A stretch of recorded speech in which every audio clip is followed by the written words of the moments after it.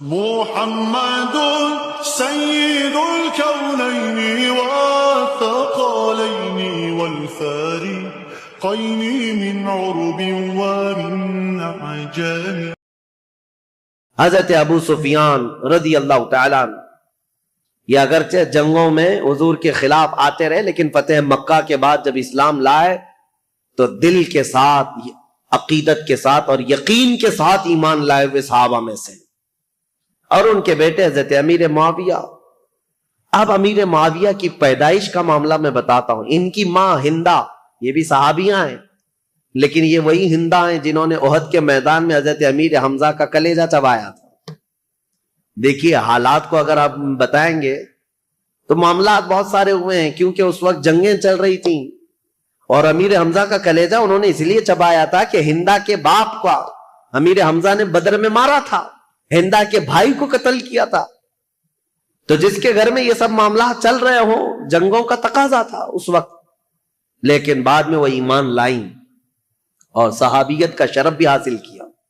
جو عورتوں میں صحابیات ہیں ان میں حضرت ہندہ کا بھی مقام ہے. بات یہ تھی کہ ہندہ کے باپ ربیعہ، یہ ہندہ کی شادی فاقیہ نام کے ایک شخص سے کی تھی. فاقیہ بڑا امیر آدمی تھا، مکہ کا رہنے والا، اور وہ ایک مرتبہ اپنے بیوی ہندہ کے ساتھ بیٹھا ہوا تھا، اور اس وقت جتنے شاعر آتے تھے دور دراز سے وہ فاقیہ کے پاس آتے، وہ سب کو پیسے بہت لٹاتا تھا. تو تھوڑی دیر کے لیے وہ کسی کام سے نکل کر باہر گیا، ہندہ اکیلی بیٹھی تھی جھوپڑی میں. تو ایک کوئی اجنبی شاعر آیا اور جیسے ہی وہ خیمے کے پاس آیا، اندر دیکھا عورت اکیلی ہے، تو دروازہ پردہ گرا کر وہ واپس چلا گیا کہ ہندہ اکیلی ہے، شوہر نہیں ہے، فاقیہ موجود نہیں. اسی اثنا میں وہ شاعر جا رہا تھا، فاقیہ اندر آ رہا تھا. فاقیہ نے آتے ہی پوچھنا شروع کر دیا، اس مرد سے تیرا کیا تعلق ہے؟ اس اجنبی آدمی نے تیرے ساتھ اکیلے میں کیوں ملاقات کی؟ وہ اتنا شکی مزاج تھا کہ اس نے ہندہ کا جینا تنگ کر دیا، بہت سخت شست کیا، اور اس کے بعد ہندہ روتی ہوئی اپنے باپ کے پاس آ گئی. تو جو ہندہ کا باپ ہے ربیعہ، اس نے کہا کہ سچ سچ بتا ہوا کیا تھا؟ تو ہندہ نے کہا جو جو اس وقت ان کے خداؤں کی قسمیں وہ کھاتی تھی سب کھائی. کہا کہ میرا دامن پاک ہے، میں نہ اس آدمی کو جانتی ہوں نہ پہچانتی ہوں، مجھے تو یہ پتا بھی نہیں کوئی آیا تھا، یہ تو میرے شوہر نے بتایا کہ کوئی آ کر کے بھی گیا ہے یہاں پر. ہندہ نے یہ سب باتیں کی. اب معاملہ یہاں تک پہنچا کہ ہندہ کے باپ نے یہ کہا کہ اس مسئلے کو ہم، ایک مشہور کاہن تھا، عیسائی کاہن جو ہوتے ہیں جوتش جس طرح کے، ان کے پاس جا کر کے اس مسئلے کو رکھیں گے. یمن کا رہنے والا ایک جوتش ہے جو باتیں بھوشمانی کرتا ہے، اس کے سامنے یہ مسئلے کو رکھیں گے اور جو حقیقت ہوگی وہ کھل کر کے آئے گی. ہندہ نے کہا ٹھیک ہے چلتے ہیں.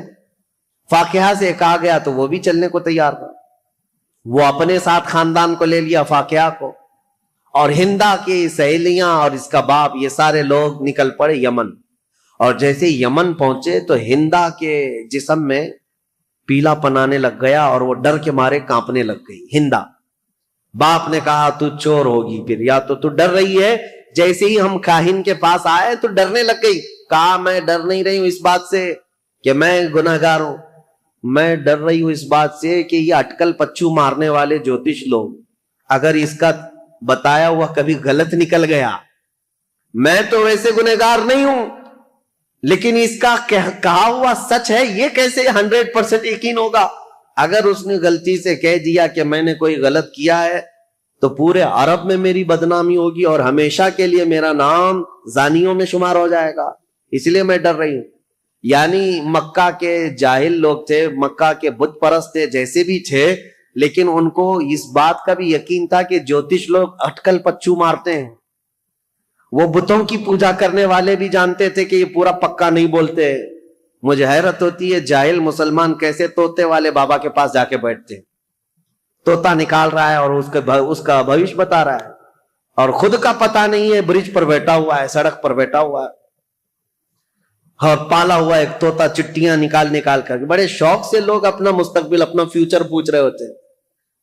اور حیرت کی بات ہے طوطا بھی بتا رہا ہے اور کچھ لوگ اپنا ہاتھ لے جا کر کے بتا رہے ہیں لکیر دیکھو اور بتاؤ ہمارا فیوچر کیسا ہے. لکیریں دیکھ دیکھ کر کے بتانے والے.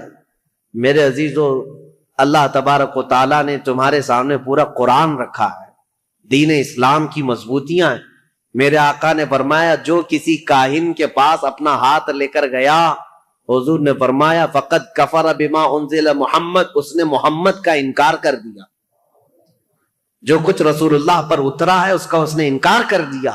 تمہارا یہ شیوا نہیں ہے کہ تم مسلمان اور جوتشوں کے پاس جاؤ اور اپنے گھر بنانے کے لیے واستو پرکار کا خیال کرتے رہو. یہ سب چیزیں جو توہمات ہیں یہ تمہارے حصے کی نہیں ہے, تمہاری نہیں. بہرحال ہندا جب یہ کہتی ہے اپنے باپ سے کہ یہ اٹکل پچو مارے گا کچھ بھی, اور میرے بارے میں اگر کہہ دیا کہ یہ زنا کر چکی ہے تو میرا تو بیڑا غرق ہو جائے گا, تو اس کے باپ نے کہا میں ایسی ڈائریکٹ تھوڑی نہ جاؤں گا اس کے پاس, میں پہلے اس کا ٹیسٹ لوں گا کہ وہ صحیح ہے یا نہیں ہے. اس کے لیے ہندا کے باپ نے ایک تدبیر لی. گھوڑے کے دم کے نیچے ایک پھل کا دانہ چھپا کر کے رکھا اور اپنے پاس ایک ڈبیا رکھی اور اس میں بھی ایک چیز چھپا کر کے رکھی, اور جاتے ساتھ وہ جو کاہن تھا اس کے پاس دونوں جماعتیں گئی. اور جانے کے بعد ہندا کے باپ نے کہا جوتش صاحب, کاہن صاحب, ہم آپ کے پاس ایک مسئلہ لے کر آئے لیکن اس سے پہلے ہم آپ کو آزمانا چاہتے ہیں کہ تم کہاں تک پہنچے ہوئے ہو. ہم کچھ کر کے لائے ہوئے ہیں اپنے ساتھ, وہ کیا ہے بتاؤ. اس جوتش نے کہا کہ تم جہاں آنے سے پہلے اپنے جانور کی پونچھ کے نیچے ایک دانہ دبا کر کے آئے ہو. اس نے صحیح بات کہی. کاہن جو ہوتے ہیں جوتش, ان کو شیطان کچھ خبریں دیتا ہے. اور اس کے بعد جب اس نے صحیح بات بتائی, اس وقت کے کاہن یہ سب بتاتے تھے ستارہ دیکھ کر کے. تو ہندا کے باپ نے کہا دیکھو ہم نے جو ٹیسٹ لینا تھا وہ اس میں پکا نکلا ہے. اس کے بعد کہا اس جوتش سے کہ اب یہ بتاؤ ہم کیا مسئلہ لے کر کے یہاں پر آئے ہیں. اس میں ایک عورت کے بارے میں یہ الزام ہے کہ اس نے زنا کیا ہے اجنبی مرد سے. تو کہا عورتوں کو یہاں بٹھاؤ. کئی عورتیں تھیں, وہ سب کے پاس جاتا تھا, سونگتا تھا, کسی کے کندھے کو مارتا تھا. اس کے بعد ایک ایک عورت کو اس طرح سے مار مار کے الگ کیا. جب ہندا کی باری آئی تو کندھے پر مارا اور اس کے بعد کہا کھڑی ہو جاؤ. اور جیسی ہندا کھڑی ہوئی کہا کہ یہ عورت بالکل پاک و صاف ہے, اس نے آج تک کوئی دوسرے مرد سے کوئی بدکاری نہیں کی. اے لوگو میں تمہیں یہ بات بھی کہتا ہوں کہ یہ ہندا پاک ہے, اپنے شوہر کے بستر کوئی امانت کو اس نے بچائی ہے. اور یہ بھی میں تمہیں کہتا ہوں ان قریب اس کے گھر میں ایک بیٹا پیدا ہوگا جو پورے عرب کا بادشاہ ہوگا, اس کا نام معاویہ ہوگا. یہ کاہن نے پہلے ہی یہ خبر بھی دے دی. اب جیسی ہی ہندا کی پاکی اور برت اس نے بیان کیا تو جو شوہر تھا فاقیہ جلدی سے آ گیا, آجا میری بیگم, صاف ہے تو پاک ہے. ہندا نے جھٹک کر کہا ایسے شخص کے پاس تو میں اب زندگی پر نہیں جا سکتی, مجھے اس سے طلاق چاہیے. اور اس کے بعد جب جوتش نے کہا ہے کہ میرے پیٹ سے ایک بیٹا پیدا ہونے والا جو بادشاہ ہوگا, میں تو یہ چاہتی نہیں کہ ایسے شکی آدمی سے کوئی بادشاہ پیدا ہو, میں یہ چاہتی ہی نہیں ہوں. تو پھر ہندا کے باپ نے طلاق کروا دی, ختم ہو گئی. ہندا جیسی مکہ واپس آئی تو ہندا سے حضرت ابو سفیان نے نکاح کر لیا. اس وقت یہ ایمان لائے ہوئے لوگ نہیں تھے. ابو سفیان نے نکاح کیا اور ابو سفیان اور ہندا کے نکاح سے حضرت امیر معاویہ پیدا ہوا. امیر معاویہ بچپن سے ہی بہت ذہین تھے, حلیم الطبع, بردبار, ان کے اندر بھی برداشت کی طاقت بہت, معاملہ فہمی اور سیاست ان کے اندر بچپن سے تھی. لکھنے پڑھنے میں بھی شوق تھا. اس لیے حضور صلی اللہ تعالی علیہ وسلم پر جب وحی اترتی تھی, قرآن کی آیتیں آتی تھی, تو لکھنے والے جو تھے چند صحابہ تھے, ان میں حضرت امیر معاویہ کا نام ہے, وہ کاتبین وحی میں سے ہیں. قرآن لکھنے کے لیے حضور نے چند صحابہ کو خدمت پر مامور کیا تھا. امیر معاویہ بھی قرآن لکھنے والوں میں تھے, کاتب قرآن ہے, اور قرآن کو انہوں نے اپنے ہاتھوں سے لکھا ہے. جو سب سے پہلے نازل ہوا قرآن یہ حضرت امیر معاویہ. لیکن مسئلہ یہ ہے کہ یہ 7 ہجری میں ایمان لائے اور 11 ہجری میں حضور کی وفات ہوئی. 3 سال رسول پاک صلی اللہ تعالی علیہ وسلم کا زمانہ پایا, لیکن معاملہ وہ نہیں ہو سکتا جو صدیق اکبر کا تھا، معاملہ وہ نہیں ہو سکتا جو عمر فاروق کا تھا، معاملہ وہ نہیں ہو سکتا جو عثمان غنی اور حیدر کرار کا تھا، کیونکہ وہ سابقین اولین میں سے تھے، سب سے پہلے اسلام لائے، اور رسول پاک صلی اللہ تعالی علیہ وسلم کی سب سے زیادہ تربیت حاصل کرنے والے وہ صحابہ تھے۔ بہرحال حضرت امیر معاویہ جب جوان ہوئے تو آپ کو حضرت ابوبکر صدیق نے ان کے سگے بھائی کے ساتھ ملک شام بھیجا۔ ان کے سگے بھائی کا نام بھی یزید ہے، یزید بن ابو سفیان۔ ابو سفیان کے دو بیٹے ہیں جن کا نام یہاں میں ذکر کر رہا ہوں، ایک کا نام یزید اور ایک کا نام معاویہ۔ عربوں میں رواج تھا بار بار ریپیٹڈ نام رکھتے تھے، دادا کا نام پھر پوتے کو، پوتے کا نام پھر فلاں کو۔ تو یزید بن ابی سفیان یہ بڑے بھائی تھے۔ حضرت ابوبکر صدیق نے ان کی مہارت کی وجہ سے ان کو ملک شام میں دمشق بھیجا تھا، اور انہوں نے اپنی مہارت سے جب حضرت خالد بن ولید نے ملک شام کو فتح کیا تھا تو یزید بن ابو سفیان وہاں کے گورنر مقرر ہوئے۔ ان کے انتقال کے بعد امیر معاویہ وہاں ساتھ گئے تھے، تو حضرت ابوبکر صدیق کے زمانے میں ہی ان کا انتقال ہوا، ان کے بڑے بھائی کا۔ تو حضرت عمر کا زمانہ جسٹ آ ہی رہا تھا، آپ نے خط لکھ کر کے بھیج دیا کہ یزید کے جو بھائی معاویہ ہیں انہی کو وہاں کا گورنر بنایا جائے۔ تو اب یہ رہی تاریخ امیر معاویہ کی۔ حضرت امیر معاویہ وہاں سے گورنر بن گئے ملک شام کے، دمشق کے۔ چلتی رہی ان کی گورنری۔ حضرت عمر کا زمانہ، حضرت عثمان کا زمانہ، یہ کل ملا کر 22 سال کا زمانہ ہوتا ہے۔ حضرت عمر 10 سال، حضرت عثمان 12 سال۔ حضرت عمر کے کچھ زمانے کے بعد وہ خلیفہ گورنر بنے تھے۔ بہرحال تو جب حضرت امیر معاویہ کو اتنی بڑی وہاں کی مہارت تھی، تجربہ حاصل تھا گورنری کا، ملک شام کی نس نس کو جانتے تھے، یہ امیر معاویہ پہلے شخص ہیں جنہوں نے بحری بیڑا شروع کیا اسلام میں۔ بحری بیڑا یعنی نیوی فوج تیار کی، سمندری فوج بنائی، اور قبرص کو جیسے کہ میں نے بتایا حضرت عثمان کے زمانے میں امیر معاویہ کی سپہ سالاری میں سائپرس ترکی کا جو علاقہ ہے وہ فتح ہوا، اور وہ 500 جہازیں حضرت امیر معاویہ نے سمندر میں اتاری تھی، اور پھر مصر میں ایک کارخانہ بنایا جہاں جہاز بنائے جاتے تھے۔ آپ کی عقل بہت زیادہ تیز، معاملہ فہمی بہت زیادہ تھی، کئی نئی چیزوں کو آپ نے ایجاد کیا حضرت امیر معاویہ نے۔ اب ان کی خلافت کا جو دور چلا ہے وہ اختلافات بہت زیادہ رہے، لیکن میرے عزیزوں اس وقت بڑے بڑے صحابہ موجود تھے۔ حضرت عمر کے بیٹے عبداللہ بن عمر، حضرت زبیر کے بیٹے عبداللہ بن زبیر، حضرت عبداللہ بن مسعود، حضرت عبداللہ بن زبیر، اور حضرت ابو بکر صدیق کے بیٹے عبد الرحمن، یہ بڑے صحابہ میں تھے اس وقت، وہ سب موجود تھے، اور ان سبوں نے حضرت امیر معاویہ کی خلافت پر اجماع کر لیا کہ ٹھیک ہے ہم نے تسلیم کر لیا۔ حالانکہ دیکھا جائے تو خلافت کے دعوے دار وہ بھی ہو سکتے تھے، باپ میرے ابو بکر صدیق ہیں، باپ میرے عمر فاروق ہیں، اور حضرت امام حسن بھی علی بن ابی طالب کے بیٹے ہیں، بڑے بڑے صحابہ کے بیٹے تھے، لیکن ان سبوں نے امیر معاویہ کی یہ پرانی مشق اور ان کی تجربہ کاری کی وجہ سے خلافت ان کے حوالے کر دیا۔ اب حضرت امیر معاویہ کی خلافت کے جو اہم کارنامے ہیں وہ یہ ہیں کہ افریقہ کے، شمال افریقہ کے کئی علاقے فتح ہوئے اور دائرہ اسلام میں آئے، اور سب سے پہلے 55 ہجری کی بات میں بتا رہا ہوں، 55 ہجری میں، اور بعض روایت میں 45 ہجری میں سب سے پہلی فوج امیر معاویہ نے بھیجی تھی جو سندھ کے علاقے میں، یعنی ہمارا پرانا جو ہندوستان تھا، یہاں سب سے پہلی محلب نام سے ایک سپہ سالار امیر معاویہ کے بھیجے ہوئے وہ ہندوستان تشریف لائے تھے۔ بعد میں باضابطہ لشکر کشی جو ہوئی ہے وہ محمد بن قاسم کا دور ہے، لیکن امیر معاویہ کے زمانے میں 45 ہجری میں ہی سندھ میں قدم رکھ دیے تھے۔ اب آپ اندازہ کریں، مسلمانوں کی سرحدیں نہیں تھیں، وہ عرب سے نکلے ہوئے لوگ وہاں سے اپنی سرحدیں بناتے ہوئے ہند کے علاقے تک پہنچ گئے۔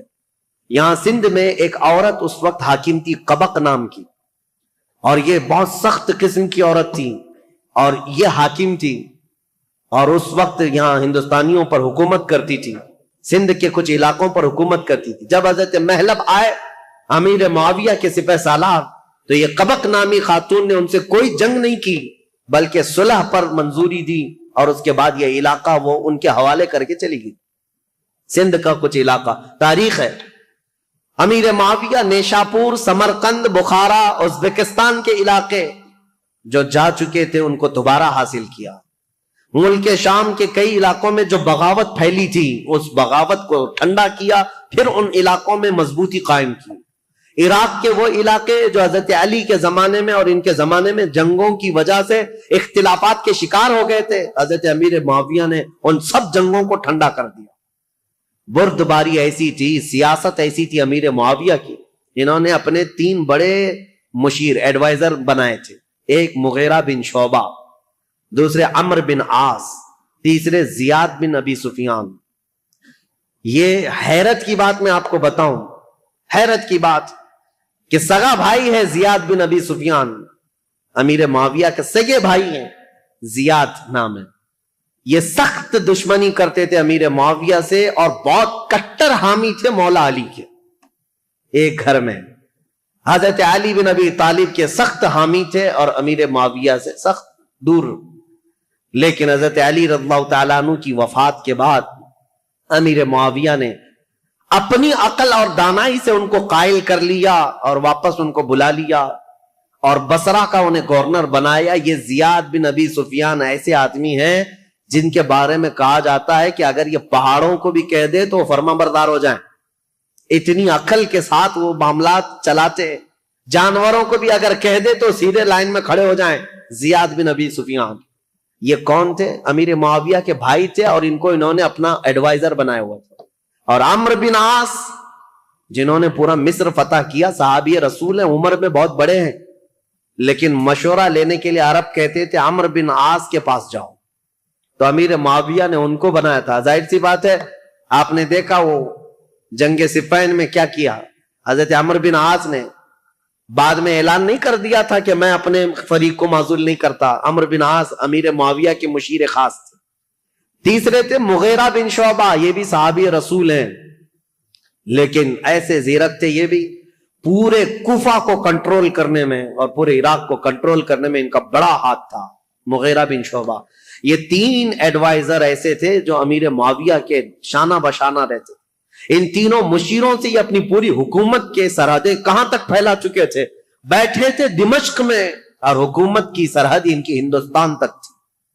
ایران بھی تھا، عراق بھی تھا، مصر بھی تھا، یمن بھی تھا، شام بھی تھا، پورا آج کے دور کا عرب تھا، حجاز، نجد، اور پھر اس کے علاوہ آرمینیا، آذربائیجان، ترکی، یہ سب علاقے۔ اتنا ہونے کے بعد پھر افریقہ کے ساحلی علاقے پورے کے پورے امیر معاویہ کی زیر نگرانی تھی۔ یہ اتنا بڑا خطہ ہے، میں آپ کو کہوں تو یہ بے جا نہ ہوگا کہ خلافت راشدہ کے ختم ہونے کے بعد امیر معاویہ وہ تنہا خلیفہ یا حاکم ہیں جنہوں نے ایک وقت میں 3 بر اعظموں پر اپنی حکومت جاری کی، 3 انٹر کانٹیننٹل، افریقہ، یورپ اور پھر ایشیا کا تو تھا ہی حصہ، ان سب علاقوں میں اسلام کی سرحدیں پھیلائی۔ اب حضرت امیر معاویہ رضی اللہ تعالیٰ عنہ کے جو اہم کارنامے تھے، اسلام کی وسعت ہوتی رہی، لیکن جو جنگوں کو انہوں نے ٹھنڈا کیا وہ ایسے ٹھنڈا کیا تھا، کہتے ہیں کہ کوفہ شہر میں مغیرہ بن شعبہ حاکم تھے، ایسا حال تھا کہ اگر راستے میں کسی کا ایک سکہ گر جائے تو کوئی دوسرا آدمی اٹھاتا نہیں تھا جب تک وہ سکے کا آدمی خود نہیں آ جاتا تھا، کوئی دوسرا آدمی چھوتا تک نہیں تھا۔ اور عورتیں اپنے گھر کا دروازہ بند کیے بغیر رات کو سوتی تھیں، کسی کو ڈر نہیں تھا کہ کوئی گھر میں آ جائے۔ یہ نظام اتنا ٹائٹ بنا کر کے رکھا تھا، امیر معاویہ کا ڈر تھا لوگوں کے اندر۔ خلافت کو اپنی طاقت سے، اپنی زور سے انہوں نے ہانک کر کے، یہاں تک کہ جو بربر قوم کے لوگ تھے، افریقہ کے جنگلات میں رہنے والے، وہ ایسی وحشی قوم تھی کہ وہ تھوڑا سا اگر ان کے سامنے سے کوئی ہٹ گیا تو پھر وہ خبط سوار ہو جاتا تھا اور جنگلی جانوروں کی طرح جھپٹ پڑتے تھے۔ ایسی قوم کے لیے امیر معاویہ نے ایک پوری فوجی چھاونی ان کے ہاں قائم کر دی، جس کا سپہ سالار عقبہ بن نافع کو بنایا۔ وہ ہمیشہ ان کے اوپر سوار رہتے تھے، بربر قوم پر، اور وہ ہمیشہ ان کی فرما بردار رہتی تھی. اور کئی ایسے ہیں نیو سٹی ٹاؤن شپ کا پلان سب سے پہلے اس دنیا میں حضرت امیر معاویہ نے قائم کیا. پورا ایک شہر بسایا. جیسے افریقہ میں ایک شہر بسایا قیروان نام سے, اور وہ پورا مرکز اسلام بن گیا بعد میں. ایسے کئی ان کی ایجادات ہیں امیر معاویہ رضی اللہ تعالیٰ عنہ.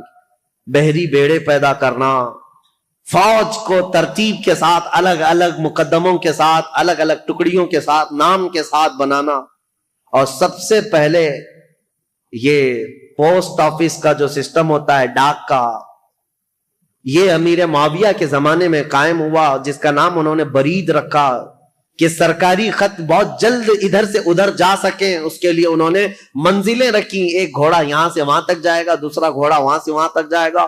لیٹر پہنچانے کے لیے سب سے تیز کام ہو امیر معاویہ کے زمانے میں ہوا. خط و کتابت بہت تیزی سے جاتی تھی اور خبریں بہت تیز پھیلتی تھی. اور امیر معاویہ رضی اللہ تعالیٰ عنہ نے لوگوں کو ایک چاند پر جمع کیا. یہ سارے ان کے اولیات میں سے ان کے خصائل ہیں, ان کی بہت ساری چیزیں ہیں. لیکن اب آؤ, امن ایسا قائم کیا 20 سال میں مسلمانوں کی جنگیں نہیں. ظاہر سی بات ہے میرے عزیزوں, امیر معاویہ کا ایک جملہ میں آپ کو سناتا ہوں, یہ ضروری ہے. امیر معاویہ رضی اللہ تعالیٰ عنہ کے پاس ایک جملہ میں آپ کو سناتا ہوں.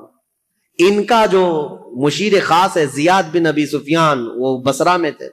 اس نے ایک شخص کے ساتھ کچھ معاملہ کیا تھا, اور وہ شخص شکایت لے کر کے سیدھے امیر معاویہ کے پاس آئے. امیر معاویہ نے دسترخوان بچھایا, کھانا کھلایا اور اس کے ساتھ اچھا معاملہ کیا. یہ بات زیاد بن ابی سفیان کو پتہ چلی کہ یہ تو خلیفہ اسلام کے پاس چلا گیا تھا, تو وہ آیا اور حضرت امیر معاویہ کے پاس کہا ایسے تو معاملات خراب ہو جائیں گے, میں نے اس کے ساتھ باز پرس کی ہے اور آپ یہاں پر اس کے ساتھ نرمی کر رہے ہیں, حمایت کر رہے ہیں. اب حضرت امیر معاویہ نے کہا تھا ایک بات یاد رکھو, ترازو کے دونوں پلے ایک طرح نہ رہنے چاہیے, بلکہ میں نرمی کرتا رہوں اور تو سختی کرتا رہے, اسی سے جماعت میں انتشار سے محفوظ رہے گی. اور ان کو سختی کرنے کا حکم تھا, حضرت امیر معاویہ گلے لگاتے تھے, ان کی سیاست تھی. اور پھر یہ فرماتے تھے ان کا یہ جملہ کہ جہاں میرا کوڑا کام کر جاتا ہے میں وہاں تلوار نہیں اٹھاتا, اور جہاں زبان کام کرتی ہے وہاں کوڑا نہیں اٹھاتا, اور جہاں یہ سب کام نہیں کرتے ان کی گردنوں پر تلوار رکھ دیتا ہوں. یہ امیر معاویہ کی سیاسیات میں سے تھے. حتیٰ کہ اب میں ان معاملات کو رکھ دیتا ہوں چونکہ یہ ضروری ہے, جو افواہ پھیلانے والے. دیکھیں میں اتنی دیر تک تقریر کیا اور حضرت امیر معاویہ پر اتنی دیر بولنا, یہ بہت احتیاط کے ساتھ بولنے کی ضرورت ہوتی ہے, کیونکہ جنگوں کا دور, اختلافات کا دور. ہاں ہوئے ہیں معاملات, جو نااہل تھے وہ حضرت علی کو گالیاں دیتے تھے ممبر پر بیٹھ کر کے, سب وہ شتم کرتے تھے. خود میں نے بتایا مروان بن حکم جو مدینے کا گورنر تھا, وہ حضرت علی کی شان میں برا بھلا کہتا تھا. اور ایسا نہیں ہے کہ یہ لوگ سب وہ شتم کرتے تھے, گالیاں دیتے تھے, ایسا نہیں. کوفہ والے جو لوگ تھے وہ امیر معاویہ کو گالیاں دیتے تھے. یہ سب تو چلتا رہا. ایک صحابی حجر بن عدی جو حضرت علی کے کٹر حامی تھے, ان کا قتل ہو گیا اسی بات پر. وہ حضرت امیر معاویہ کو اور مغیرہ بن شعبہ کو بہت سخت جملے کہتے تھے کہ تم لوگ نااہل لوگ خلافت میں آ گئے, رسول اللہ کے گھر والوں کی یہ خلافت ہے. اس بات پر حضرت امیر معاویہ ان کو نذرانے بھیجتے تھے, ان کو تحفے دیتے تھے. مغیرہ بن شعبہ بھی ان کے وظیفے بڑھا دیتے تھے, حالانکہ ان کے سخت جملے سنتے تھے حجر بن عدی کے. لیکن جو نااہل بعد میں, ایک بار مغیرہ بن شعبہ کوفہ سے باہر گئے تھے اور کسی دوسرے شخص کو گورنر بنا کر گئے تھے, اور حجر بن عدی جو صحابی, یہ حجر بن عدی کون ہے بتاؤں میں آپ. حجر بن عدی انٹرنیٹ پر سرچ کر کے دیکھ لینا. یہ حجر بن عدی وہ صحابی ہیں کہ ابھی 2011-12 میں ملک شام میں جب یہ ریولوشن کی جنگ شروع ہوئی, ابھی تک جنگ چل رہی نا, وہاں پر بمباریاں ہوئیں تو حجر بن عدی کی قبر پر بم گرا اور پورا ٹوٹ گیا, اور حجر بن عدی کی قبر کھل گئی تو حضرت حجر بن عدی کا جسم مبارک صاف اسی طرح سے نکالا گیا. صحابی رسول کا جسم پاک, ان کی تصویر بھی پھیلی ہوئی ہے انٹرنیٹ پر. ملک شام میں حجر بن عدی، یہ مولا علی کرم اللہ وجہہ الکریم کے کٹر حامی لوگوں میں سے ہیں۔ 1400 سال کے بعد میرے عزیزوں جسم اقدس صاف اسی طرح سے نکالا گیا ہے، آپ دیکھ سکتے ہیں اسی طرح سے نکالا گیا، اور دوسری جگہ بحفاظت دفن کیا گیا ہے۔ اے ظالموں، اپنی آنکھوں سے دیکھو اور کن کن چیزوں کا انکار کرو گے؟ میرے مصطفیٰ کے قدموں میں رہنے والے غلام کا جسم 14 صدیوں تک محفوظ ہے، تو اس رسول کائنات کے جسم کا عالم کیا ہوگا؟ تو زندہ ہے واللہ، تو زندہ ہے واللہ، میری چشم عالم سے چھپ جانے والے میرے آقا صلی اللہ تعالی علیہ وسلم کی حیات برزخی کی بات ہی الگ ہے۔ بہرحال یہ حجر بن عدی وہ صحابی ہیں، مغیرہ بن شعبہ ان سے سخت جملے سنتے تھے، ان کو نظر آنے دیتے تھے۔ امیر معاویہ کے بارے میں بھی اگر کچھ کہتے ان کو وظیفہ دے دیتے تھے، کچھ نہیں کہتے تھے۔ مغیرہ بن شعبہ یہ حضرت امیر معاویہ کے ایڈوائزر ہیں، لیکن حجر بن عدی کے ساتھ کوئی غلط معاملہ نہیں کرتے تھے۔ حضرت مغیرہ بن شعبہ کوفہ سے باہر کہیں گئے تھے اپنے کسی کو گورنر بنا کر، یہ نئے لوگ ہیں۔ حجر بن عدی اپنی عادت کے مطابق مسجد میں آئے، اور یہ نیا جو ہے وہ خطبہ دے رہا تھا، وہ اپنی عادت کے مطابق باتیں کر رہا۔ حجر بن عدی کھڑے ہو گئے اور کہا تم سب کذاب ہو، سب سے بڑے جھوٹے لوگ ہو، حقدار تو علی بن ابی طالب تھے، اور جس دن وہ گئے ہیں سورج ڈوب چکا ہے۔ حضرت علی کی فضیلت بیان کرنے لگے۔ یہ جو والی بنا تھا کوفہ کا وہ کھڑا ہوا اور سیدھے آ کر حضرت حجر بن عدی کو قتل کر دیا، صحابی رسول۔ تو یہ معاملات تو ہوتے رہے، ادھر بھی قتل ہوئے ادھر بھی قتل ہوئے، لیکن حضرت امیر معاویہ کا جو دور آیا انہوں نے زمام خلافت کو ایسا مضبوطی سے تھاما کہ پوری ہر جگہ امن قائم کر دیا۔ اتنا تو ہے کہ مکہ میں، مدینہ میں، کوفہ میں، بصرہ میں، ہر جگہ امن قائم کر دیا۔ لیکن وہ اخیر زمانہ ان کا، ظاہر سی بات ہے ان کی عمر جب 80 سال کے قریب تھی، 80 سال کے قریب ان کی عمر ہوئی، اب ان کے حالات جو سخت تاریخ کے لیے بدلاؤ کے ہیں وہ ایک ہی ہے۔ پھر بھی میں ادب کے دائرے میں عرض کرتا ہوں، حضرت امیر معاویہ کو بعض لوگوں نے آ کر مشورہ دیا کہ آپ کا دور ختم ہونے والا ہے، اب حالات ویسے نہیں ہونے چاہیے جب حضرت عمر کے انتقال کے بعد ہوئے، حضرت عثمان کے قتل کے بعد ہوئے۔ خلافت کے لیے لوگوں میں الگ الگ معاملات نہ ہو جائیں، اختلاف نہ ہو جائے، اس لیے آپ اپنی زندگی میں ہی کسی کو اعلان کر دیجئے میرے بعد یہ خلیفہ ہے۔ مسلمانوں کو ویسے بھی خلیفہ کی بات ماننا ضروری ہے، آپ کی بات سب لوگ مان لیں گے۔ امیر معاویہ رضی اللہ تعالیٰ عنہ کو جب یہ لوگوں نے آ کر کہا تو حضرت امیر معاویہ نے پوچھا کہ اچھا ٹھیک ہے، یہ ان کی بیماری کا وقت تھا، کہا بتاؤ میں کس کا اعلان کروں؟ چاپلوس لوگ تھے، چاپلوسی کرتے ہوئے کہا کہ آپ کے گھر میں یہ خلافت زیب جیتی ہے، آپ کا بیٹا یزید ہے، اس کو آپ خلیفہ کا اعلان کر دیجئے۔ یہاں سے اب تاریخ بدل جاتی ہے، اسلامی تاریخ یہاں آ کر کے بہت سخت ہو گئی ہے۔ امیر معاویہ نے پہلے تو انکار کر دیا، کہا نہیں، کیونکہ یزید کے شب و روز اور اس کے دن بھر کی جو مشغولیات ہیں وہ سب کو پتا تھے، نا اہل آدمی، دن بھر کبوتر بازی کرتا تھا، اور کبھی چھپ چھپا کر کے بندروں کو کھیل میں لگاتا تھا اور خوش ہو کر کے ہنستا تھا۔ اس کے الگ الگ معاملات تھے، اس کے شراب پینے کی بھی باتیں ہیں، لیکن امیر معاویہ سے چھپ کر کرتا رہا یا ان کے دور میں کم کرتا رہا۔ حضرت امیر معاویہ نے منع کر دیا، لیکن پھر کچھ بڑے بڑے لوگ بھی آئے، کہا کہ یہ بات صحیح ہے کہ مسلمانوں میں ایک بہت بڑی جنگ ہوگی اب خلیفہ کے انتخاب کے لیے، کیونکہ حضرت امام حسن سے جو صلح ہوئی تھی وہ تو اس بات پر ہوئی تھی نا، امیر معاویہ کے بعد خلافت امام حسن کو جائے گی، لیکن امام حسن تو شہید ہو گئے، اب کون ہے؟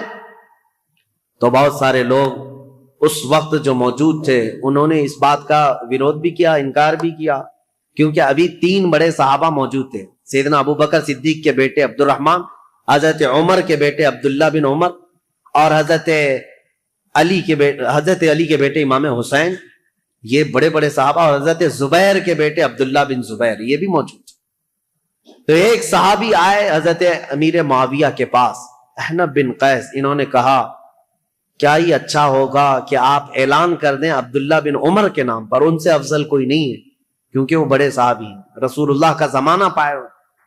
امیر معاویہ رضی اللہ تعالیٰ عنہ کے سامنے یہ سب معاملات تھے، انہوں نے پھر مغیرہ بن شعبہ کو بلایا جو کوفہ کے گورنر تھے، زیاد بن ابی سفیان کو بلایا، پھر پوچھا تو انہوں نے کہا کہ جیسا آپ کہنا چاہتے ہیں ہم کرنے کو تیار ہیں، ہم لوگوں کو سنبھال لیں گے جیسے 20 سال سے سنبھال رہے ہیں۔ تو امیر معاویہ نے خط لکھ دیا سب کے نام پر کہ میری زندگی آخر دور کو پہنچ چکی ہے، اے مسلمانوں میں اپنی زندگی میں اعلان کرتا ہوں میرے بعد میرا بیٹا یزید بن معاویہ تخت خلافت کا جانشین ہے۔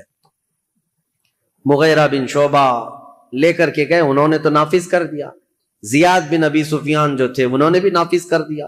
اب مدینے کا مسئلہ تھا، مدینے میں مروان تھا، مروان کو لکھ کر کے بھیجا گیا لیکن اس میں نام نہیں لکھا گیا۔ پہلے خط میں یہ لکھا گیا کہ امیر معاویہ یہ چاہتے ہیں مسلمانوں میں جنگ نہ ہو، اس لیے اپنی زندگی میں کسی کے خلیفہ ہونے کا اعلان کرنا چاہتے ہیں۔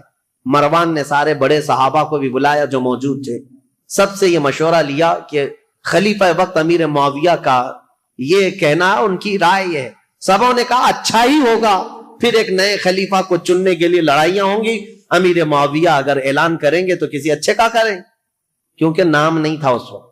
سب مدینے والے اس بات پر راضی ہو گئے، ٹھیک ہے۔ اس کے بعد امیر معاویہ کو جب یہ خبر پہنچی کہ سب معاملہ ٹھیک ہے، راضی ہیں، تو دوسرے خط میں انہوں نے بھیجا کہ ہاں میں اعلان کرتا ہوں کہ میرا بیٹا یزید تخت خلافت کا جانشین ہوگا۔ یہ خط جیسی آیا، مروان نے اب جن لوگوں کو بلایا اس میں بہت سارے لوگ تھے، تابعین اور صحابہ، اس نے کہا امیر معاویہ نے اپنے بیٹے کے خلافت کا اعلان کیا ہے۔ سب سے پہلے اب مروان نے جو بات کہی یہ کہی تھی، رسول اللہ صلی اللہ تعالی علیہ وسلم کی سنت پر اور ابو بکر اور عمر رضی اللہ تعالیٰ عنہ کی سنت پر امیر معاویہ اپنے بیٹے کو خلیفہ کا اعلان کر رہے ہیں۔ تو حضرت عبد الرحمن کھڑے ہو گئے، عبد الرحمن بن ابو بکر، کہا جھوٹ بول رہے ہو، یہ کہو رسول اللہ کی سنت اور ابو بکر و عمر کی سنت نہیں، عیسائی بادشاہ ہرقل اور عظیم الروم کی سنت پر کہ ان کے ہاں ایک بادشاہ مرتا ہے تو بیٹا خلیفہ بنتا ہے۔ اسلام میں ایسا نہیں، تم جھوٹ بول رہے ہو۔ ابو بکر اور عمر کی سنت ہوتی تو ابو بکر نے اپنے بیٹے کو خلیفہ نہیں بنایا، عمر نے اپنے بیٹے کو خلیفہ نہیں بنایا، بلکہ ان خلفاء نے اپنے خاندان کو خلافت سے دور رکھا رضوان اللہ علیہم اجمعین۔ حضرت عبد الرحمن بن ابو بکر کھڑے ہو گئے، پھر حضرت عبداللہ بن عمر اور عبداللہ بن زبیر، یہ دو بڑے صحابہ تھے، ان سے پوچھا گیا تو انہوں نے کہا ہم نے یہ سوچا تھا کہ امیر معاویہ اس معاملے میں اچھا کریں گے، خیر خواہی کا ان کے ساتھ ہمارا معاملہ تھا، لیکن ہم ان کی خلافت کو صرف اس لیے تسلیم کیے ہوئے تھے 20 سال سے امیر معاویہ کی کہ ہم جنگیں دیکھ چکے تھے، مسلمانوں کا خون نہ بہے، ورنہ امیر معاویہ سے افضل صحابہ بھی موجود تھے خلافت کے وقت، لیکن ہم نے ان کو تسلیم کیا۔ تو اس کا مطلب یہ نہیں ہے کہ اب امیر معاویہ کے خاندان میں بھی یہ چلتا رہ جائے صحابہ میں سے۔ اب آئی بات امام حسین کی۔ امام حسین رضی اللہ تعالیٰ عنہ اس وقت مدینے میں موجود تھے، آپ کے پاس یہ بات آئی تو آپ نے بھی اس کا رد کر دیا۔ یہ معاملات ابھی چل رہے تھے اور زمانہ تاریخ ہجری کا 60ویں ہجری کو پہنچا تھا، رسول کریم صلی اللہ تعالی علیہ وسلم کی وفات کو 50 سال گزر چکے تھے۔ امیر معاویہ ایک دن بیماری کی حالت میں اس دار فانی کو کوچ کر گئے، انتقال ہو گیا، خلافت کا معاملہ لٹک گیا، اور اس طرح کہ انہوں نے آلریڈی اعلان تو کر دیا تھا، آدھا اعلان، اور سب کو متی نہیں بنا لیے، سب کے ساتھ منظوری نہیں ہوئی، اس لیے خلافت کا معاملہ لٹکا ہوا تھا۔ ظاہر سی بات ہے خلیفہ برحق اس وقت ہوگا جب سارے لوگ ایک ساتھ بیعت کر لیتے۔ بڑے صحابہ مدینے کے، مکہ کے اور حجاز کے بہت سارے صحابہ نے اس کا انکار کیا تھا، کوفہ کے بھی بہت سارے صحابہ جو موجود تھے انہوں نے انکار کیا تھا کہ یہ وصیت نہیں مانی جائے گی، مسلمانوں کے معاملات مسلمانوں کے ہاتھ میں رکھے جائیں، وہ جسے چاہیں منتخب کریں۔ ان معاملات پر آ کر اب تاریخ رک گئی ہے۔ اب یہاں سے امیر معاویہ کے انتقال کے بعد جو اصل مسئلے شروع ہوتے ہیں، دوسرے دن یزید کو بیٹھنا ہے اور پھر وہ کربلا کی داستان شروع ہوتی ہے۔ انشاءاللہ العزیز ہمارے پاس 2 دن باقی ہیں، کل کی شب 10ویں شب ہے، اور اس کے بعد سنیچر کے دن دوپہر میں سے پہلے شہادت کے امام حسین کے وہ واقعات کربلا تک کے معاملات آپ کے سامنے رکھے جائیں گے انشاءاللہ۔ میں نے تاریخ اسلام کو حضور اکرم صلی اللہ تعالی علیہ وسلم کی بعثت سے پہلے سے لے کر عرب کے حالات، دنیا کے حالات سے لے کر یہاں تک بیان کیا۔ صدیق اکبر کا زمانہ، فاروق اعظم کا زمانہ، عثمان بن عفان کا زمانہ، حیدر کرار کا زمانہ رضی اللہ عنہم اجمعین، امام حسن مجتبی اور ان کے بعد امیر معاویہ کی 20 سالہ خلافت کا دور۔ اس کے بعد جو حالات آئے وہ مسلمانوں کے لیے بڑے گمبھیر حالات ہیں۔ پھر ہمارے درمیان انتشار ہوا، افتراق ہوا، جماعتیں بنی، ٹکڑیاں بنی اور فرقے بنے، اور اتنے بنے کہ اس کا دروازہ آج تک نہیں بند ہوا، اور اس وقت تک بند نہیں ہوگا جب تک کہ میرے آقا صلی اللہ تعالی علیہ وسلم کے فرمان کے مطابق 4 خلفائے راشدین کے زمانے کے بعد، وہ عدل، مساوات، امن کے دور کے بعد، قیامت کے قریب ایک اور بار پوری دنیا میں عدل قائم ہوگا، امن قائم ہوگا۔ وہ دور ہوگا امام مہدی علیہ السلام، امام مہدی رضی اللہ تعالیٰ عنہ کا۔ اس امام برحق کے آنے تک یہ افتراق، یہ انتشار، یہ فرقے، یہ جماعتیں، یہ ٹکڑیاں، یہ اختلافات یہ چلتے رہیں گے۔ لیکن مسلمانوں، آپ سے میری یہ گزارش ہے، اس پوری تاریخ کی سچائیوں کو رکھو، اور اس کے بعد اپنی زبانیں اور اپنی عقلیں سنبھال کر بات کرنا کہ تم جن کے بارے میں بات کرنے جا رہے ہو وہ رسول اللہ کے صحابہ ہیں۔ قیامت تک جو سب سے اچھے لوگ پیدا ہونے والے تھے، ان سب کو چن کر کے اللہ نے رسول کا صحابی بنایا۔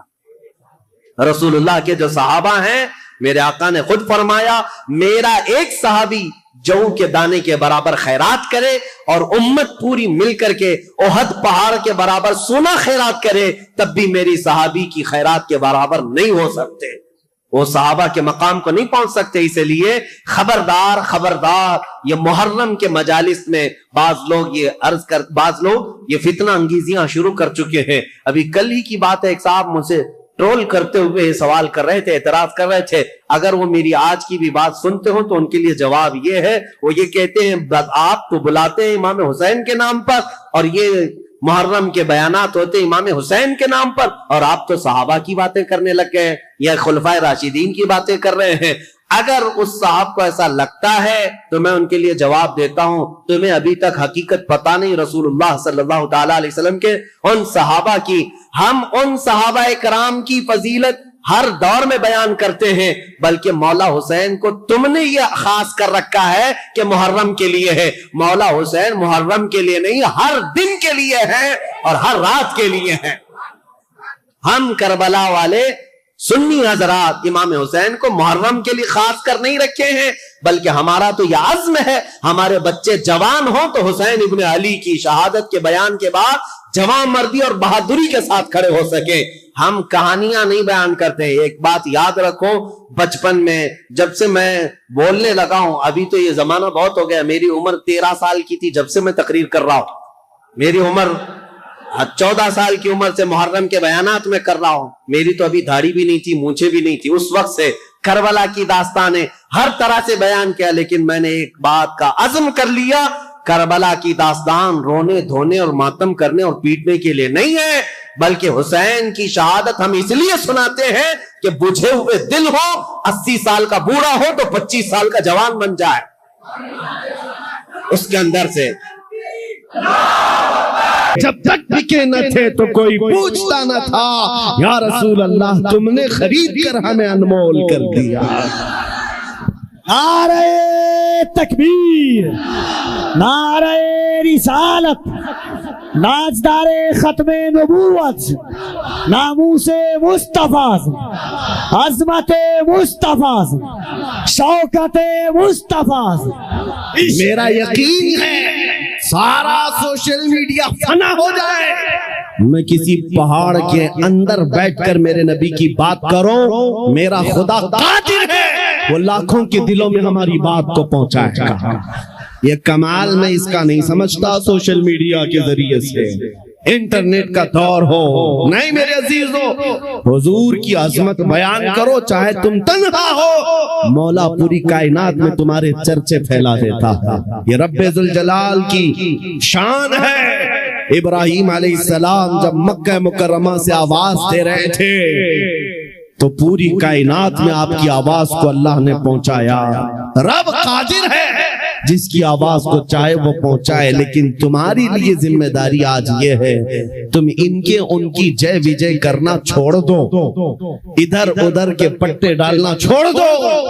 تمہیں دنیا چاہے جتنے بھی لباس بدل لو, دنیا تو حضور کے نام سے ہی پہچانتی. یہ بات طے ہے. تم جہاں جاؤ گے حضور کے نام سے تمہیں پہچانتی ہے. جس دن تم نے نام کہا تم کو یہ نہیں کہیں گے بہار کا ہے, پٹنہ کا ہے, فلاں کا ہے. دنیا تمہیں اگرچہ گاؤں کے نام سے جان جائے گی لیکن تمہاری نسبت وہ سیدھے مدینے کے تاجدار سے جوڑ کر دیکھتی. یہ پکی بات ہے. اور آپ کو کیا اس بات پر کوئی آپتی ہے کہ دنیا حضور کی غلامی سے آپ کو پہچانے تو آپ کو عیب لگتا ہے؟ فخر ہوگا کہ نہیں ہوگا؟ اگر حضور کی غلامی سے دنیا تمہیں پہچاننے پر فخر ہوگا تو میری بات صرف اتنی سن لو, پورے کے پورے ہی غلام کیوں نہ ہو جائے. جب غلام ہونا ہی ہے تو پورے کیوں نہ ہو جائیں. اعلیٰ حضرت نے کیا خوب کہا, آج لے ان کی پناہ, آج مدد مانگ ان سے, کل نہ مانیں گے قیامت میں اگر مان گیا. انہیں جانا انہیں مانا, نہ رکھا غیر سے کام, للہ الحمد میں دنیا سے مسلمان گیا. آج میں آپ کو بات بتاتا ہوں. امام غزالی رحمت اللہ تعالی علیہ سے پوچھا گیا جب امت پر کوئی سخت وقت آ جائے, توجہ چاہتا ہوں, علاج, امت پر ایسی کٹھنائیں آ جائیں کہ فتنوں کا عروج ہو جائے, فتنے بہت بڑھ جائیں, امت مصطفیٰ کی شوکت پر سوال آ جائے, ایسے وقت میں علاج کیا ہے امت مصطفیٰ کے لیے, کیا آپ حل بتاتے ہیں؟ آج ہم سے بھی لوگ پوچھتے ہیں, انٹرویو میں پوچھتے ہیں مسلمانوں کے لیے حل کیا ہے. امام غزالی نے فرمایا ایک ہی حل ہے, ان کے سینوں کو حضور کی محبت سے بھر دیا جائے, حضور کی محبت سے بھر دیا جائے. میرے عزیزو, لوگ مجھے عرسوں میں بھی بلاتے ہیں, پتہ نہیں کتنے کتنے جلسوں میں بلاتے ہیں, میں تو بات صرف حضور کی کرتا ہوں. وجہ صرف یہ ہے میں نے سب کو سمجھا رکھا ہے آج ہمیں علاج کرنا ہے, جس چیز کی ضرورت ہے وہی دو. جب علاج کمپلیٹ ہو جائے انشاءاللہ یہ جس جگہ بھی لے جاؤ گے یہ کھڑے ہو رہے. امام غزالی نے فرمایا ان کے دلوں کو حضور کی محبت سے بھر دو. تو آپ سے پوچھا گیا ویسے تو ہر مسلمان کہتا ہے مجھے حضور سے محبت ہے, ابھی میں پوچھوں ایک ہاتھ میں دو دو ہاتھ اٹھائیں گے حضور سے محبت ہے یا نہیں؟ اگر ابھی سوال کرے ہر کوئی پکار کر کہے گا ہاں حضور سے محبت ہے, میں تو جان دینے کو تیار, ہر کوئی کہے گا. امام غزالی نے فرمایا ہاں ہر کوئی کہتا تو ہے لیکن بات کیا ہے سنو, انسان کی فطرت ہے اور دنیا کا دستور ہے. جو انسان جس سے جتنی محبت کرتا ہے دن میں اس کا بار بار ذکر بھی کرتا ہے, بار بار اس کو یاد کرتا ہے, بار بار یاد کرتا ہے. اور جب بار بار کسی کا ذکر کرنے لگ جائے تو سمجھ لو اس کا دل بھر گیا ہے عشق سے, محبت سے بھر گیا ہے. اور نہیں ذکر ہی نہیں کرتا, یوں ہی کہتا ہے تو وہ جھوٹا آدمی, وہ جھوٹ بولتا ہے. حضور سے محبت کہتا تو ہے لیکن اس کی زندگی میں نظر کبھی نہیں آتا. کہیں ایسا تو نہیں میرے عزیزو, آج میں نوجوانوں کو دیکھتا ہوں فلمی گانوں کے ان کو لائنیں یاد ہو جاتی ہیں, فلموں کے ڈائلاگ یاد ہو جاتے ہیں, میرے نبی کی 4 حدیثیں کیوں نہیں یاد. اگر حضور سے کثرت سے محبت ہوتی تو حضور کی اداؤں سے بھی محبت ہوتی, حضور کے جملے تمہاری زبانوں پر گردش کر رہے ہوتے, بار بار تم ان کا ذکر کر رہے ہوتے. اور فرمایا بزرگوں نے جو کثرت سے حضور پر درود پڑھتا رہتا ہے دن بھر رات بھر, سمجھ لو اس کا دل بھرا ہوا ہے حضور کی محبت سے, کیونکہ بار بار وہ ذکر کر رہا ہے, بار بار یاد کر رہا ہے. ایک بزرگ کی بات میں آپ کو بتاتا ہوں. ایک بزرگ نے ایک شخص کی تربیت کیسی کی تھی. مرید تھا, اپنے شیخ سے آ کر کہا محبت کیسے کروں, محبت کیسی ہونی چاہیے. کہا ایک کام کر, میں ایک بھینس تجھے دیتا ہوں اس کو پال. بہار والے اچھی طرح سمجھ سکتے ہیں, بھینس بزرگ نے اپنے مرید کو دی اور کہا اس کی بہت اچھی دیکھ بھال کرنا، بار بار اس کا خیال رکھنا۔ کہا ٹھیک ہے، 1 مہینے کے بعد آنا، ملاقات کرنا۔ 1 مہینے کے بعد آیا، حضرت نے پوچھا کیسا ہے، کیا حال ہے؟ کہا میں بہت اچھا ہوں۔ تیری بھینس کیسی ہے؟ کہا وہ بھی بہت اچھی ہے۔ تم کھانا کھائے؟ کہا ہاں میں کھانا کھا لیا۔ تمہاری بھینس؟ ہاں وہ بھی کھانا کھا چکی ہے۔ جب جب ذکر کیا جائے بھینس کا اچھی طرح سے ذکر کرتا تھا۔ کہا 1 مہینہ اور جاؤ، 1 مہینہ اور اس بھینس کے ساتھ اٹھنا بیٹھنا لگاؤ رکھو۔ دوسرے مہینے کے بعد آیا، بزرگ نے مرشد نے پوچھا کیا حال ہے؟ کہا میں بھی اچھا ہوں، میری بھینس بھی اچھی۔ سوال خالی صرف اس کا کیا تھا لیکن ساتھ میں بھینس کا بھی کر رہا ہے۔ کہا تو کھانا کھایا؟ کہا میں بھی کھانا کھا چکا، میری بھینس بھی کھا چکی۔ کہا تو نہا لیا؟ کہا میں بھی نہایا ہوں، میری بھینس بھی نہائی۔ جو بات کرے اپنے ساتھ اپنی بھینس کا بھی ذکر۔ بزرگ نے کہا 1 مہینے اور اپنی بھینس سے قریب رہے، اس کے بعد پھر تیسرے مہینے ملاقات کریں گے۔ 3 مہینے گزر گئے۔ 3 مہینے کے بعد جب وہ آیا تو بزرگ مرشد نے پوچھا کیا حال ہے؟ کہا میری بھینس بہت اچھی۔ اب جملہ بدل گیا، ابھی خیریت اس کی پوچھی جا رہی ہے، جواب یہ اپنی بھینس کا دے رہا ہے۔ پوچھا بزرگ نے کھانا کھا چکا؟ کہا میری بھینس تو کھا چکی۔ تو نہایا؟ کہا میری بھینس تو نہا چکی۔ میرے عزیزو یہ مثال بلا تشبیہ بلا تمثیل۔ اس بزرگ نے کہا محبت ایسی ہونی چاہیے جب انسان کو پوچھا جائے تو اپنے آپ کو بھول جائے، اپنے محبوب کا ذکر کرنے لگ جائے۔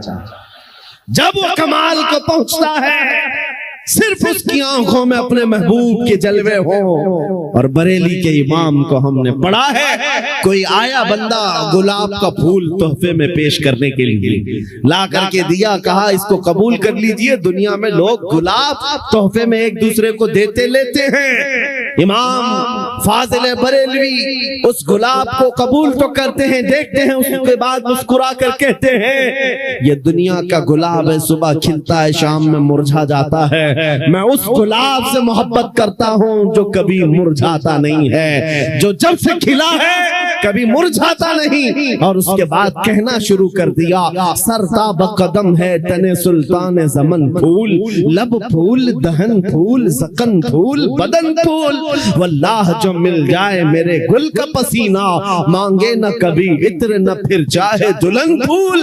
کیا بات رضا اس چمنستان کرم کی، زہرا ہے کلی جس میں حسین و حسن پھول۔ اعلیٰ حضرت نے ایک پھول کو دیکھا،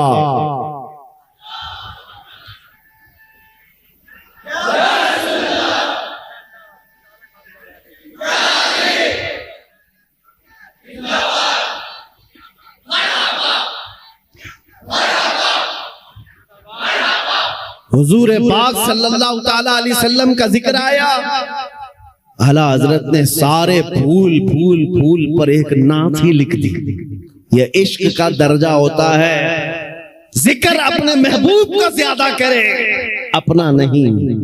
یہاں لوگ ترم خاں بنے ہوئے اپنے ہی بڑائیاں کرنے لگ گئے۔ اعلیٰ حضرت نے اپنی تو چھوڑو کسی دنیا دار کی تعریف کرنے پر بھی رضامند نہیں ہوئے۔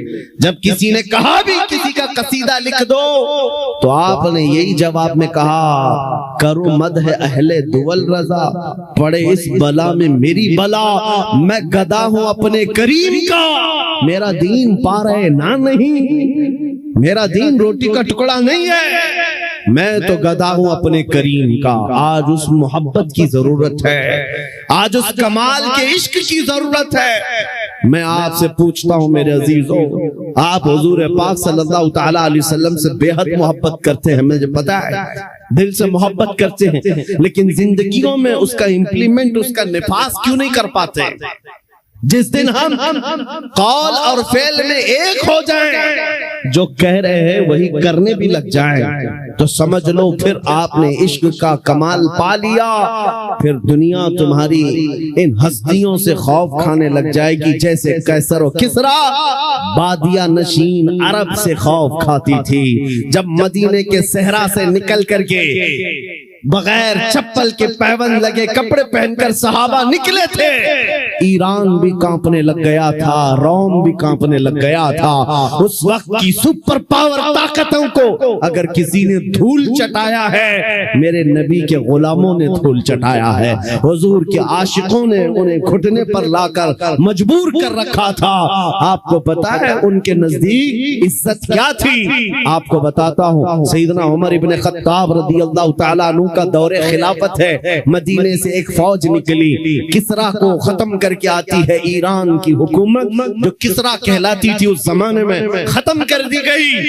اسلام کا پرچم لہرایا. وہ دور ایسا تھا, سپر پاور تھا اس وقت ایران, سپر پاور طاقت تھی. ہزاروں نہیں لاکھوں کی فوج ان کے پاس تھی. جب ٹکڑے ٹکڑے ہو گئے, صحابہ کی حکومت آئی, مال غنیمت ہاتھ آیا تو بہت سارا مال وہاں سے مدینے لایا گیا. اس میں قیمتی سامان بھی تھے. اس وقت مدینہ طیبہ ایران کے بادشاہ کے دربار میں بچھایا جانے والا سب سے مہنگا قالین بھی مدینہ آیا, لایا گیا. صحابہ نے عمر ابن خطاب امیر المؤمنین رضی اللہ تعالیٰ عنہ کے پاس وہ قالین پیش کیا.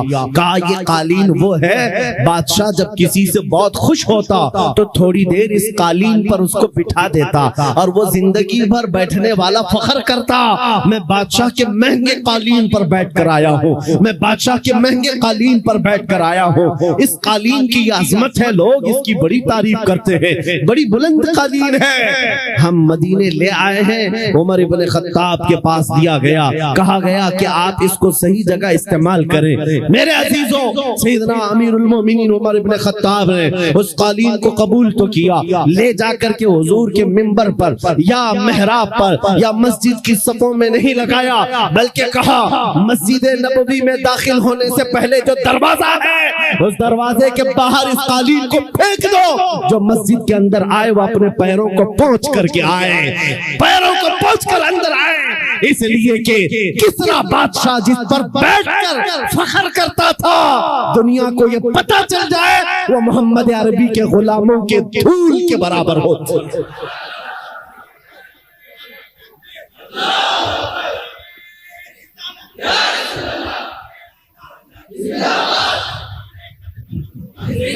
انہوں نے عزت تخت و تاج میں نہیں ڈھونڈی, میرے نبی پاک کی نسبت میں عزت ڈھونڈی. آپ کو پتا ہے ایک صحابی حضرت نعمان ایک بادشاہ کے ہاں گئے تھے. توجہ, بادشاہ کے ہاں مہمان بلائے گئے تھے, قاصد بن کر گئے.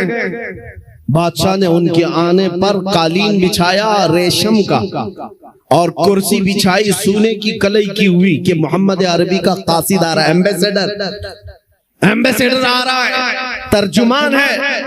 لیکن جیسی حضرت نعمان پہنچے وہ قالین کو آپ نے تلوار سے پھاڑ دیا اور نکال دیا, زمین پر چلے. پھر جب کرسی کے پاس آئے دیکھا سونے کی کرسی ہے, پاؤں سے دھکا مار کر گرایا اور کہا مجھے سادی کرسی لاؤ, دوسری. بادشاہ نے کہا یہ اتنا غرور ہے, محمد عربی صلی اللہ علیہ وسلم کے غلاموں میں اتنا ایٹیٹیوڈ. اس صحابی نے کہا یہ غرور اور تکبر نہیں ہے, میں میرے نبی کا غلام, میرے مصطفیٰ کا غلام. میرے نبی کی شریعت میں مردوں کے لیے ریشم بھی حرام ہے, سونا بھی حرام. مردوں کے لیے ریشم کا استعمال حرام ہے اور سونے کا استعمال, گولڈ کا استعمال حرام ہے. بادشاہ سے انہوں نے کہا تو ساری دنیا کی کرسیوں کو سونے کی بنا کر لا کر رکھ دے, تب بھی نبی کا غلام سب کو ٹھوکر مارے گا, اپنے نبی کی شریعت کو گلے لگائے گا. اسی غلام کی آواز تھی, اسی نبی کے غلاموں کی آواز تھی جو آج میں میسج میں کہنا چاہتا ہوں. اے نوجوانوں, فخر کرنا ہو تو اپنے نبی کی نسبت پر فخر کرو. دنیا اگر آج تمہیں مسلمان کہتی ہے تو داڑھی منڈا کر, ٹوپی چھپا کر, لوگوں میں چھپنے کی کوشش کر کے سیکولر بننے کی کوشش مت کرنا. دنیا پہچانتی ہے تو اور پہچان بڑھاؤ. کسی نے مجھ سے پوچھا تھا کیا اس زمانے میں داڑھی رکھنا اب بھی واجب ہے؟ میں نے کہا اب کے زمانے میں تو اور بھی بڑا واجب ہے، اس لیے کہ جن کو تلوار اور چاقو نہیں چبھتی ان کو ہماری داڑھی چبھتی ہے۔ میں نے یہی کہا اے نوجوان، لوگوں کو چوٹی رکھنے میں شرم نہیں آتی، مجھے نبی کی داڑھی رکھنے میں کیوں شرم آئے گی؟ اگر لوگ ننگا گھوم کر فخر کر سکتے ہیں، میں میرے نبی کے اخلاق پر فخر کیوں نہیں کر سکتا؟ دنیا کو اگر حق ہے فیشن کرنے کا، مجھے میرے نبی کی اداؤں پر فخر کرنے کا کیوں نہیں حق ہے؟ بس نوجوانوں، خطا ہم سے ہوئی ہے، ہم ان ننگوں کے پیچھے بھاگنے لگ گئے، اللہ نے ہماری عزت و وقار کو ختم کر دیا۔ نوجوانوں، دنیا اگر تم سے پوچھتی ہے تمہارے پرکھوں کا نام بتاؤ، تمہارے بڑوں کا نام بتاؤ، ہمارے بڑے تو بادشاہ تھے، ہمارے بڑے تو فلاں تھے فلاں تھے، تم اپنے پرکھوں میں اپنے باپ داداؤں کا نہیں، بلکہ یوں کہو میرے پرکھوں میں جو نام آتا ہے وہ خالد بن ولید کا ہے، میرے پرکھوں میں جو نام آتا ہے وہ صلاح الدین ایوبی کا ہے، وہ شہاب الدین غوری کا ہے، اس لیے کہ یہ وہ نام ہے جو عظمت مصطفیٰ کے پرچم لہراتے تھے، نبی کی غلامی میں عزت ڈھونڈتے تھے۔ ایک وقت تھا جب یہودی اور عیسائی مائیں رات کو اپنے بچوں کو تھپک کر سلاتی تھی، یہ کہتے ہوئے بچے سو جا ورنہ صلاح الدین آ جائے گا۔ نبی کے غلاموں کی ہیبت ایسی تھی، وہ اس لیے تھی کہ انہوں نے اپنے بل بوتے اپنی طاقت پر عزت نہیں کمائی، میرے نبی کی نسبت میں عزت کمائی تھی۔ آج بھی ایک ہی حل ہے ہمارے پاس، واپس آ جاؤ اس پوائنٹ پر، اس نقطے پر جہاں میرے مصطفیٰ نے ہمیں چھوڑا تھا، حضور نے صحابہ کو جہاں چھوڑا اس نقطے پر آ جاؤ، ادھر ادھر کی بات نہ کرو۔ ہماری بیماریاں، ہماری خرابیاں، ہمارے خرافات، ہماری بے حیائیاں، ہماری پستی، ہمارا بیکورڈ ہونا، سب کا ایک ہی حل ہے، ایک ہی علاج ہے کہ محمد سے وفا تو نے تو ہم تیرے ہیں، یہ جہاں چیز ہے کیا، لوح قلم تیرے ہیں۔